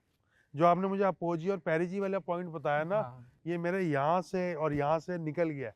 और ये बिल्कुल करेक्ट पॉइंट है कि कोई ग्रह अपोजी में अलग इफेक्ट करेगा और पेरिजी में अलग इफेक्ट करेगा। क्योंकि मैंने जब पराशर और शास्त्र पढ़ी है तो बार बार वर्ड रिपीट हुआ है, मंदोच और शिग्रोच, जिसको षड बल में चेष्टा बल के नाम से जाना जाता है। चेष्टा मतलब द पावर ऑफ मोशन। तो जिसकी जितनी ज्यादा मोशन होगी उसका उतना ज्यादा इम्पैक्ट आएगा। जो एक प्लेन बहुत दूर है, बहुत ऊपर से उड़ रहा है, एक तो छोटा नजर आएगा और एक उसकी आवाज भी नहीं आएगी। लेकिन जब वो प्लेन नीचे आ जाएगा और आपके ऊपर से निकल जाएगा तो आपकी उसी स्पीड में मान लो, तो इसको कहते हैं ना इफेक्ट ऑफ मोशन। वो ग्रह दूर है तो उसका इफेक्ट कम आएगा, ग्रह पास है तो उसका इफेक्ट ज्यादा आएगा। इसको ऐसे समझो, एक इंडिविजुअल के ऊपर आपका कहना है। हाँ। और आपको एक और बात बताऊं, जिन लोगों का 7th हाउस का लॉर्ड, इन्होंने भी वर्ड यूज किया ना, जिसको मैं सिग्रोच बोल रहा हूँ, ये पेरिजी बोल रहे हैं। जिनका सिग्रोच या पेरिजी में होता है, 7th हाउस के लॉर्ड की बात कर रहा हूँ, उनके मल्टीपल सेक्सुअल पार्टनर्स होते हैं। क्योंकि उनका 7th हाउस का लॉर्ड जो है ना, वो बहुत ज्यादा एक्टिव हो चुका है, वो रिएक्टिव हो चुका है, वो आउट ऑफ बाउंड हो चुका है। ठीक है, बिल्कुल सही बात है या फिर नहीं है, ये तो मुझे आइडिया नहीं, क्योंकि साइंस में इस चीज़ के बारे में कुछ नहीं है कि पार्टनर्स कितने क्या होंगे या नहीं होगा, क्योंकि प्रिडिक्शन की बात नहीं होती, हम तो पास्ट की बात करते हैं। और उसमें देखो दूसरा जो पॉइंट है, astrology is guidance. Is a guidance. आप प्रिडिक्शन और गाइडेंस को मर्ज करके चलो। अच्छा जी, बिल्कुल। तो इसमें प्रिडिक्शन और गाइडेंस की हम बात कर रहे हैं, राजन भाई ने इस चीज़ को बिल्कुल क्लियर किया कि भाई एस्ट्रोलॉजी जो है वो गाइडेंस प्लस प्रिडिक्शन का एक कॉम्बिनेशन है। अगर मैं इसी चीज़ को आपसे पूछना चाहूँ कि भाई एस्ट्रोनॉमी जो है, क्या वो भी इस तरीके की कोई प्रिडिक्शन करती है? बिल्कुल करती है, बिल्कुल करती है एस्ट्रोनॉमी भी प्रिडिक्शंस। हमारे जो हम लोग आए दिन न्यूज़पेपर में पढ़ते हैं ना कि एक आने वाली चट्टान जो तबाही मचा देगी, है ना, ये सुनते हैं ना हम लोग कि अब आएगा एक एस्टेरॉइड, अब आएगा एक कॉमेट। वो बहुत दूर से जाते हैं जनरली, वो बेचारे कुछ नहीं बिगाड़ रहे हमारा, लेकिन उन्होंने बिगाड़ा भी है। अब ऐसा है कि हमारे क्या है, जब सोलार सिस्टम बनाना तो उसके बाद जैसे मकान बनाया, नॉर्मल सी बात है, तो उसके बाद में उसके लेफ्ट ओवर बच जाते हैं, कीट जब बच जाते हैं ना कंक्रीट वगैरह, वैसे सोलार सिस्टम बनाना तो प्लैनेट्स के बाद में कुछ लेफ्ट ओवर बच गए। तो कॉमेट है तो जो दूर है, और जो एस्टेरॉइड है वो पास है। तो जब वो हमारे पास में आते हैं, अगर बहुत पास आ गए और हमने उनको ट्रैक कर रखा है, तो वो तबाही ला देंगे और हम लोग बन जाएंगे डायनासोर्स, जैसे कि 65 मिलियन ईयर्स पहले हुआ था। तो उनको ट्रैक किया जाता है और उनको बताया जाता है कि ये जो ऑब्जेक्ट है ये इतनी तारीख को दिखेगा, और ऐसा होता है।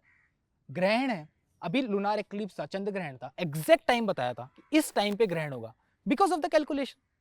आप बता रहे हो कि ये होने वाला है, सूरज से जो किरणें आ रही है, हम लोग उसको स्टडी करते हैं तो हमारे को पता लग जाता है कि अब सौर तूफान आने वाला है, जो कि हमारी लाइफ को इम्पैक्ट कर राजन देता भाई भी तो वही कह रहे, this is not a game of prediction, this is guidance. पर इंडिविजुअल का नहीं है यहाँ पे कि भाई इंडिविजुअल को, यहाँ पे एक पूरे एक क्रिएचर पूरी कंप्लीट, वो ह्यूमन, और मान लो इस एरिया में ह्यूमन भी रह रहे हैं, डॉग्स भी रह रहे हैं, सब भी रह रहे हैं, तो सब पे पारस इम्पैक्ट भाई, करेगा। मून जब फुल मून होता है पूर्णिमा और जो अपने सुपर मून होता है, हम्म, तो क्या टाइड फैक्टर और अर्थक्वेक फैक्टर बढ़ जाते हैं? बिल्कुल होता है, बिल्कुल बढ़ जाते बिल्कुल होता है। हाँ, ये एज चीज ए तो होल मैं हमने बोल रहा हूँ, पूरी एज ए होल हाँ, उस पे अर्थ पे इफेक्ट इफेक्ट आता होता है, है, कुछ बिल्कुल इफेक्ट होता आता है। है। हाँ जब टाइड फैक्टर बढ़ता है तो टेक्टोनिक प्लेट्स भी ऊपर नीचे हो सकती हैं। वो चलो ज्योग्राफी के जो हमारे हाँ, रीजंस है उनमें हाँ, एक अलग हाँ, हो sector सकती है ना। तो सोचो इंसान पे क्या इफेक्ट आएगा। पर सर यहाँ पे मैं आपको एक चीज़ बोलूँ कि जो हमारे जो वो आते हैं जो टाइड्स है, जिनको ज्वार भाटा बोलते हैं, हमारी हिंदी ऑडियंस को भी पता रहे कि कहीं उनको ऐसा लगे कि टाइड्स क्या बात हो गई, वो बेसिकली सन जो है उसके साथ मून और अर्थ का जो अलाइनमेंट है उसके कारण हमारे पास में यहाँ पे टाइड्स आ रहे हैं। लेकिन जब हम इंसान तो की बात कर तिथि- रहे हैं, और जो हम तिथि की बात कर रहे हैं वो भी तो सन और मून के अलाइनमेंट से आ बिल्कुल रही है। बिल्कुल अग्रीड, हमारी जो हमारा ईयर वगैरह सबको डिफाइन उसी से हो रहा है, पर इंडिविजुअल की बात में मैं नहीं आता क्योंकि वो हम नहीं करते। लेकिन जो आपने टाइड की बात करी है, फिर वो इंसान पे क्या इम्पैक्ट हो रहा है। सोचो आप स्कल के ऊपर जो कि इतना सा है, उस पे मेरे हिसाब से जो हम तकिया लगाते हैं ना, उससे भी बहुत कम फोर्स लगता होगा उसका मून का। अगर आप कैलकुलेशन करोगे ना कि हमारे तकिए लगाने से कई बार दर्द होता है ना, बोले यार आज तो इस तरफ सो गया मैं, तो मून को अगर आप कैलकुलेट करोगे ना हमारे स्कल पे, उतना उसका भी कोई बिलियन ऑफ पार्ट ही हमारे ऊपर मतलब इम्पैक्ट करेगा वो। आप उसको दूसरे इम्पैक्ट की तरह देख रहे हो, लेकिन मून का जो एक एनर्जी वाला इफेक्ट है ना, वो आप कैलकुलेट नहीं कर सकते। वो एक अलग चीज उसके होगी लिए कोई आपकी। इंस्ट्रूमेंट नहीं है ना, वो उसका साइंस में कहीं ऐसा नहीं है कि उसका आपको उसके क्या लिए इम्पैक्ट इंस्ट्रूमेंट करेगा। नहीं है। आएगा, उसके लिए भी आएगा। जब वाइब्रेशंस का इंस्ट्रूमेंट नहीं होता आप लोगों के पास, हमारे पास भी नहीं है, लेकिन हमारे पास ग्रंथ तो है।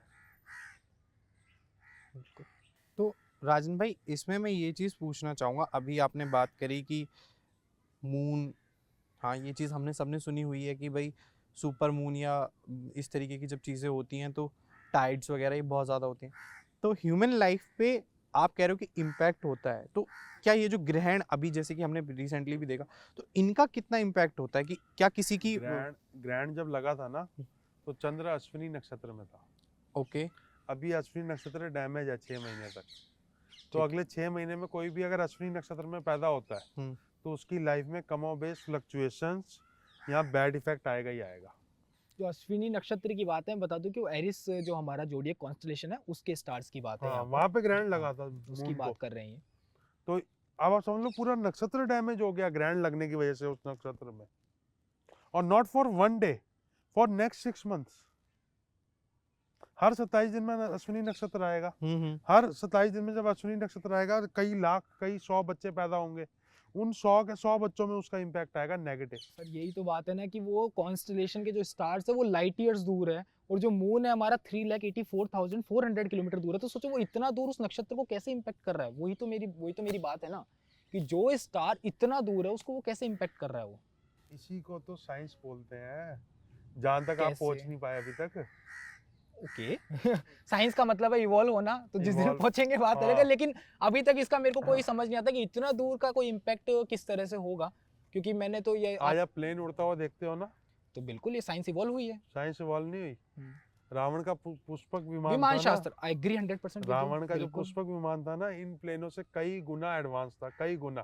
देखो इंडियन साइंस तो रिच है ही, हाँ। With logics every single thing is हाँ। रिच। जहां पर आप एक्सेप्ट करते हो ना चीजों को कि नहीं यार ये चीज सही है तो वो सही है, लेकिन जहाँ पे इम्पैक्ट वगैरह की, बताता हूँ जो ये कह रहे हैं पुष्पक विमान, before the Wright brothers invented the airplane, हमारे महाराष्ट्र में थे जिन्होंने शिवकर बापूजी तल पड़े बिल्कुल उन्होंने एयरप्लेन और 15 साल फ्लाइट पहले 15 साल पहले इन्वेंट करी वो- थी विमान शास्त्र के ऊपर। पर वो पेटेंट नहीं करा पाए थे बस वो पेटेंट नहीं करा पाए। हाँ। और और पुष्पक जो हमारी पाइथागोरस है ना, वो भी इंडियन है, हमारे पास में है, उसके प्रमाण भी हमारे पास में काफी वो चीजें भी हैं। हमारी इंडियन है। मैथमेटिक्स बहुत सारी है जो हमारे आर्यभट्ट जो वगैरह ये यहाँ से आई है। 360 डिग्री है ना, ये भी हमारा इंडियन है। हम्म। ये बात बताऊं, होम्योपैथी भी इंडियन है, होम्योपैथी जर्मन नहीं है।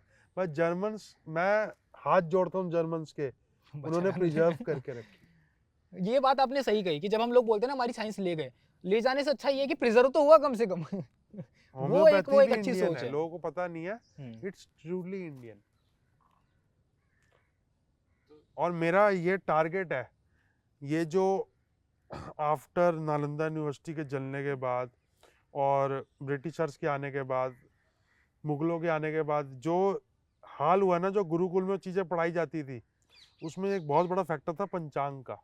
उसको मैं स्टार्ट करूंगा, जो हमारा कैलेंडर है पूरा, जो हमारा कैलेंडर है। विक्रम संवत जो 56 बीसी के अंदर शुरू हम्म, हुआ था, मतलब कि जो हमारे अभी जो चल रहा है ना, वो जीरो के बाद का है। वैसे तो जीरो ईयर था ही नहीं, क्योंकि रोमन में जीरो जैसा कोई वर्ड ही नहीं था, जीरो ईयर नहीं था, वो 1 ही हुआ था डायरेक्ट। तो बीसी का मतलब बिफोर जो हमारे था कॉमन एरा, तो उसके 56 साल पहले ही लगभग 56 बीसी के अंदर हमारे हमारा- विक्रम जो थे आदित्य, उन्होंने विक्रम संवत शुरू किया था। हम्म। तो उसी बारे में हमारी तो बात ये पंचांग जो है ये बेसिकली क्या है आप पंचांग is the part of 5 things. ठीक है। तिथि जो हम्म। सन एंड मून से ड्राइव होती है, हम्म, वार जो सनराइज से ड्राइव होता है, नक्षत्र जो अपने आप में कॉन्स्टलेशन है, जिसको हम लूनर स्टेशन बोलते हैं। लूनर स्टेशन बोलते हैं, जो हिल नहीं सकते। ठीक है।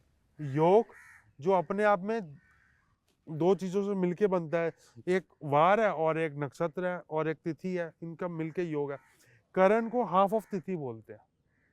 तो ये 5 चीजें मिला के पंचांग बनाती हैं, और इसकी साइंस ही अपने आप में एंडलेस है। मैं इस समय 50 बच्चों को पढ़ा रहा हूँ पंचांग। सोचता था 8 क्लासेस में खत्म करूंगा, 16 क्लासेस में खत्म होगा। किसी को नॉलेज ही नहीं है, बेसिक्स नॉलेज ही नहीं है। और ये पंचांग प्रिडिक्टिव एस्ट्रोलॉजी में बहुत बड़ा रोल प्ले करता है, और एस्ट्रोलॉजर्स को इसके बारे में भी नॉलेज नहीं है कि पंचांग प्रिडिक्टिव एस्ट्रोलॉजी में रोल प्ले करता है। इंडिया में न्यूमरोलॉजी चलती है। कोई 21 को पैदा हुआ तो उसको 3 नंबर से पढ़ना शुरू कर देंगे। अरे तुम ये तो देख लो कौन सी तिथि में पैदा हुआ है। तिथि, हाँ। परसों दिवाली थी, हाँ। आज द्वितीय तिथि होनी चाहिए, क्योंकि आज क्या है, भाई दूज। हाँ। भाई दूज है आज। तो you are getting my point कि हर फेस्टिवल के आगे उसकी तिथि लगती है। तो हमारे ऋषि पागल नहीं थे जो तिथि को इतना इंपॉर्टेंस दे रहे हैं।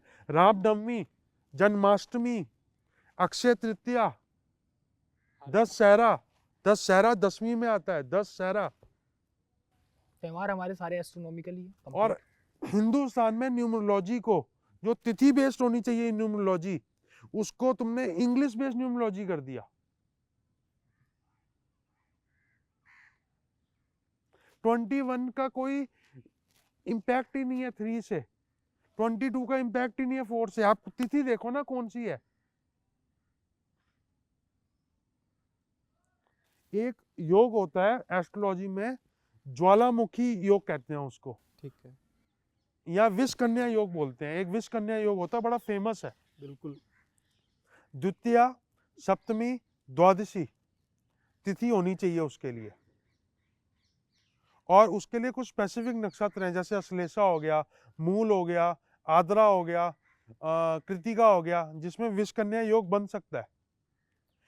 ये 2 चीजें कंबाइन होंगी तभी विष कन्या योग बनेगा। राजन भाई, व्हाट इज विष कन्या योग? विष कन्या का क्या मतलब समझते हो आप? Poisonous woman, poisonous women, something like that. हाँ, विष पॉइजन हो विष गया, कन्या। कन्या वुमन हो अब गई। मान लो किसी को विष कन्या योग के कॉम्बिनेशन ही नहीं पता, मान लो किसी को विष कन्या, और वो एक लड़की और एक लड़के की कुंडली मैच कर रहा है, और 36 में से 30 गुण मैच हो गए। वो सॉफ्टवेयर मैच कर रहा है, और उसको सॉफ्टवेयर को भी नहीं पता विष कन्या योग के कॉम्बिनेशंस, और उसने एक लड़के और लड़की की कुंडली मैच की, 36 में से 30 गुण मैच हो गए। वो तो विष कन्या से उसकी शादी करा देगा। हाँ बिल्कुल। आज हाँ। तक हमने यही सुना है कि गुण जितने ज्यादा मिले हाँ। उतने अच्छा है। हाँ, राजन भाई, विष कन्या होता क्या है? एक हमारी इंडियन एक्ट्रेस है पुरानी, उसको विश कन्या योग है। और हाँ, तो एक हमारे बहुत सुपरस्टार एक्टर है, वो उससे प्यार भी करते थे, लेकिन अब वो सिर्फ एक्स्ट्रा मैरिटल करते हैं उससे। वो उससे एक्चुअल प्यार नहीं, मैरिज नहीं कर पाए, रीसेटलमेंट नहीं कर सकते, क्योंकि वो एस्ट्रोलॉजी में इतना बिलीव करते हैं कि उनको पता है इसमें विश कन्या योग है, तो मैं इससे शादी नहीं करूंगा, but I can make relation, I can be a good friend. कोई बड़ा एक्टर है जिसकी बात कर रहे हो आप? कुछ नाम आपसे नहीं थोड़ा सा लिया बड़ा जाए। मेरे से बड़ा है, उम्र में काफी बड़ा है। हाँ, उम्र तो एक्टरों की होती ही नहीं है। इनकी मुस्कान बता रही है कि नाम रिवील नहीं होगा। नाम तो देखो, तो गैस कर लेंगे। मैं इस चीज में एक चीज मैं इसमें पूछना चाहूंगा कि जैसे आपने अभी विश कन्या क्या ये चीजें मतलब मैं इस चीज में थोड़ा सा वो हाँ, हूँ। मैटर करती हैं कि नहीं करती? हाँ कि क्या ये चीजें अभी भी होती हैं? लाइफ तो हम सभी की चल ही रही है उस चीज के हिसाब से। जिसको कुत्ता काट जाता है ना, उसको पता लगता है कि कुत्ते का भौंकना कितना डरावना हो सकता था। और जिसका कुत्ता नहीं काटता, वो उस चीज को मजाक समझता है। जिसको दूध जला देता है, वो छाछ भी ऐसे पीता है, एकदम डिस्टेंस रख के फूंक मारता है छाछ में।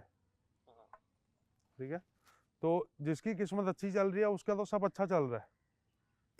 मैं ट्रैवल कर रहा था, और मैं ट्रैवल करते करते हाईवे में 10 सेकंड के लिए सो गया, क्योंकि मैं नींद में ट्रैवल कर रहा था। और मैं उठा, और गाड़ी मेरी हाईवे के बीच में चल रही थी, और मैंने साइड में गाड़ी रोक के मैंने बोला कि कितना बड़ा ब्लंडर हो गया। और कभी ऐसा भी होता है, बंदा अलर्ट है, लेकिन साथ वाली गाड़ी का टायर फट गया और वो गाड़ी पलट के आपकी गाड़ी के ऊपर आ गई। हाँ, तो समझ गए योगों का मतलब क्या है। जब आपकी किस्मत अच्छी है, तो आपसे इतना बड़ा ब्लंडर हो गया, ये while driving in a highway, आपने 10 सेकंड की झपकी ले ली और कुछ भी नहीं हुआ आपको, और एक तरफ आप पूरे अलर्ट हो, और ऊपर से कुछ आके गिर गया। राजन भाई, मेरे को आप ये बताओ, विश कन्या योग क्या होता है? मैं आपने बड़े इंट्रिगिंग से टॉपिक छेड़ दिया, क्या है विश कन्या योग, पहले आप ये बताओ। एक कॉम्बिनेशन है जिसमें तिथि, वार और नक्षत्र का कॉम्बिनेशन है ये। ठीक है। इसमें अगर कोई लड़की है तो वो हनी ट्रैप कर सकती है। हनी ट्रैप का मतलब समझते हो? समझ गया। हाँ, नहीं तो आपको मार सकती है, नहीं तो इतनी डोमिनेंट हो सकती है, और आप इतने सबमिसिव हो जाओगे कि आपकी हालत पालतू कुत्ते से भी खराब हो जाएगी, और इस समय को बोलोगे रात हो रही है। तो क्या ये चीज सिर्फ लड़कियों पे ही अप्लाई होती है? नहीं, ज्वालामुखी योग होता है पुरुषों में। ओके।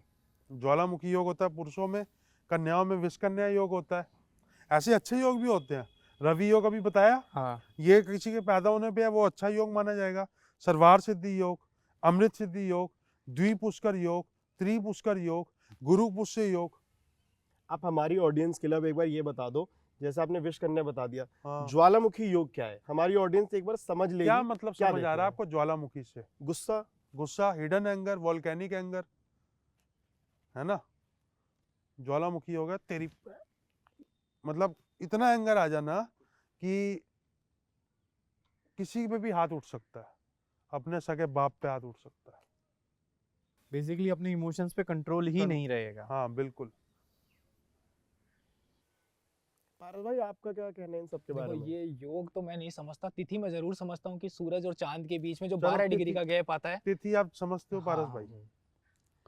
मानते हो गणेश चतुर्थी होती है, बिल्कुल। नाग पंचमी होती है, हाँ। और कार्तिकेय षष्ठी होती है, और गौरी तृतीया होती है। ये तिथि के लॉट्स हैं। आप किसी को भी पकड़ लो, उसकी सिर्फ तिथि जान लो। मैं चतुर्थी तिथि में पैदा हूँ, मैं वर्क फ्रॉम होम करता हूँ, मेरा पेट निकला हुआ है थोड़ा सा, मेरे को लड्डू खाने का शौक है, मीठा खाने का शौक है, इन जनरल मैं फूडी हूँ। तो गणेश जी के पॉजिटिव और नेगेटिव ट्रेड मेरे अंदर आएंगे।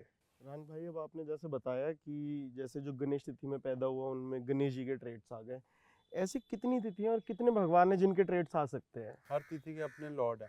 अच्छा। प्रतिपदा के अग्नि है, द्वितीया के ब्रह्मा जी हैं, तृतीया की गौरी माता है, चतुर्थी के गणेश जी हैं, पंचमी के नाग देवता हैं, षष्ठी के कार्तिकेय जी हैं, सप्तमी के सूर्य भगवान है, अष्टमी के शिव जी हैं, नवमी की दुर्गा माता है, दसवीं के यमराज जी हैं, एकादशी के ऑल दी वो जो हैं देवी देवतास वो हैं, द्वादशी के विष्णु जी हैं, त्रयोदशी के कामदेव हैं, अच्छा। और चतुर्दशी की काली माता है, और पूर्णिमा के चंद्रमा है, और अमावस्या के पितर है। तो ऐसी जैसे तिथियों के लॉर्ड है, ऐसे ही नक्षत्र के भी लॉर्ड है। अच्छा। और एक नक्षत्र हुआ है जिसको हम बोलते हैं भरनी नक्षत्र, जिसको इंग्लिश में या ग्रीक में बोला जाता है एपिसिलॉन। एपिसिलॉन के बारे में आप कुछ कहेंगे? एरिस स्टार, एरिस जो कॉन्स्टलेशन है हाँ। हमारा, उसी के अंदर ये हमारा एक स्टार है, स्टार एपिसिलॉन। स्टार हाँ। सिस्टम है ये, तो उसी हाँ। को हम भरिणी बोलते हैं। हाँ, और एपिसिलॉन में माना जाता है कि एक क्या कहते हैं, कौन ये कॉन्स्टलेशन कौन सी है भाई? ये एरिस के अंदर है। क्या नाम है कॉन्स्टलेशन? एरिस जो मेष है हमारा, मेष राशि है, उसके कॉन्स्टलेशन अंदर का नाम क्या है? एरिस ही जो है, एरिस ही कॉन्स्टलेशन है। एंडी वो करके कॉन्स्टलेशन नहीं है? अच्छा, एरिडेनास की जो आप बात कर रहे हैं। एरिडेनास कॉन्स्टलेशन जो है, हम्म। यहाँ पे एक एपिसिलॉन स्टार है। इस स्टार को यमराज का हेड ऑफिस बोला जाता है। अच्छा। मैं नहीं कह रहा, गरुड़ पुराण कह रही है। मतलब एरिडेनास जो कॉन्स्टलेशन है, जो कि हमारे ओरायन से उस तरफ वो पूरा का पूरा एक हाँ, बनता है, हाँ, वो वो नदी जो नदी रिवर जिसको हम वो, बोलते हैं हाँ, एरिडेनास द हाँ, रिवर, वो वैतरणी रिवर है। वहाँ यमराज बैतरणी है। नदी। हाँ, पर वो तो उसमें वही बात होगी ना कि कॉन्स्टलेशंस में जो स्टार्स होते हैं, हाँ। वो स्टार तो दूर दूर होते हैं, वो तो शेप इमेजिन की है हमने, वो कोई ऐसा थोड़ी ना कि वो ऐसी गरुड़ नदी पुराण है। में लिखा है भाई। नहीं, लिखा है वो ठीक है। हाँ, गरुड़ पर- पुराण में लिखा है, वो इमेजिन की है ना शेप। वहां पे आपको वाटर भी नजर आएगा जो किसी गैसियस वाटर के रूप में है। देखो वहां पे लगभग है ना 24 कुछ ऐसे स्टार्स है, मेन स्टार्स है उसके, हाँ, और उसके अंदर कुछ स्टार्स ऐसे हैं जिसके पास में खुद के प्लैनेट्स भी है, जिसको हम बोलते हैं एक्सो प्लैनेट्स भी हाँ, है। वहां पे लाइफ एग्जिस्ट करती है। लाइफ की आपकी डेफिनेशन क्या होगी? लाइफ की मेरी डेफिनेशन ये है, जो यहाँ से सोल जा रहा है ना, हाँ, वो वहीं जा रहा है। क्योंकि जिसने स्वर्ग भी जाना है ना, तो वो वो कुछ कौन से टाइम स्टार के पास जाएगा, क्योंकि वहां तो बहुत सारे स्टार्स हैं। एपिसिलॉन। चलो ये तो स्वर्ग की बात हो गई, वैतरणी नदी कोई जा रहा है, स्वर्ग हो गया। नहीं नहीं अगर नहीं, कोई नर्क वैतरणी जा रहा नदी है। स्वर्ग नहीं है। अच्छा। कोई स्वर्ग भी जा रहा है, उसको भी वैतरणी नदी में कुछ डुबकी मारनी पड़ेगी। वहां से क्यों- होके ही जाएगा। क्योंकि लक्ष्मण स्वर्ग गया। बिल्कुल। लक्ष्मण तो स्वर्ग गया होगा ना, राम जी का भाई है, लेकिन उसने पति धर्म नहीं निभाया था। और कुंभकर्ण राक्षस था, लेकिन उसने भाई धर्म भाई निभाया धर्म था। निभाया था। तो अगर आपको लगता है कि आपका वैतरणी नदी से वास्ता नहीं पड़ेगा, तो आप बहुत बड़े वहम में हो। क्योंकि अगर आप कोई धर्म निभा रहे हो, अगर आपके दोस्त ने किसी लड़की को छेड़ा है और आप अपने दोस्त को बचा रहे हो, तो आप टेक्निकली एक अधर्म कर रहे हो। अपने भाई को सपोर्ट करने के लिए लक्ष्मण ने अपने पति धर्म का सर्वनाश किया था, और विभीषण ने अपने भाई धर्म का सर्वनाश किया था एक्चुअल धर्म को बचाने के लिए।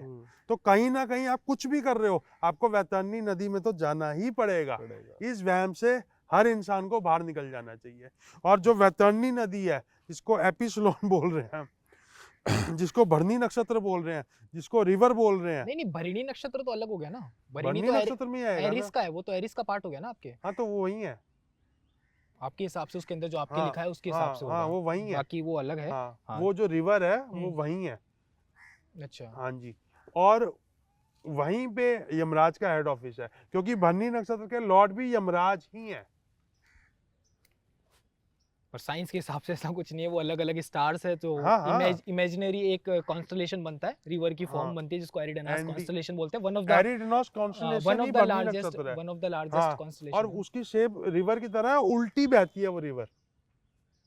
एज पर एस्ट्रोलॉजी वो रिवर उल्टी बहती है, उसको रेट्रोग्रेड बोलते हैं, वक्र बोला जाता है उसको।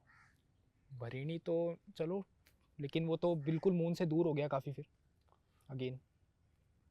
जो 32 डिग्री के अंडर आ रहा है, स्वाति नक्षत्र सबसे दूर है, जो 32 डिग्री के अंडर आ रहा है वो सब नक्षत्र है, और जो 32 डिग्री से बाहर है वो सब तारे हैं। और इसमें एक और एक्सेप्शन है, वो है अभिजीत नक्षत्र। अभिजीत जो हमारा है, बिल्कुल उसको एक्सेप्शनल रूप से नक्षत्र माना गया है। वेगा स्टार की बात हो रही है, जो कि लायरा कॉन्स्टलेशन में है। हाँ, उसको नक्षत्र माना गया है, लेकिन वो उत्तरा आषाढ़ा की चौथी पदा में आता है। द और वो फोर्थ तो, द फोर्थ पदा ऑफ उत्तराषाढ़ा नक्षत्र इज नोन एज अभिजीत नक्षत्र इन तैत्तिरीय ब्राह्मण।